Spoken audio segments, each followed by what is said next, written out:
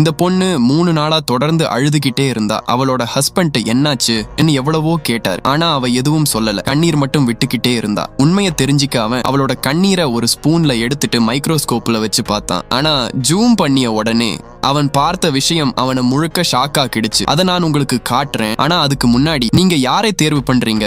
ஏஞ்சலை தேர்வு பண்ணினா வீடியோக்கு லைக் பண்ணி சேனலை சப்ஸ்கிரைப் பண்ணுங்க. ஸ்கிப் பண்ணாம பாத்துக்கிட்டே இருப்பவர்கள் இன்னொரு ஆப்ஷனை தேர்வு பண்றாங்க. உண்மையாவே ஏஞ்சலை தேர்வு பண்ணிருந்தா இந்த வீடியோவை ஷேர் பண்ணி கமெண்ட்ல ஒரு ஹார்ட் போட்டுட்டு போங்க. இப்போ என்ன நடந்ததுன்னு நீங்களே பாருங்க.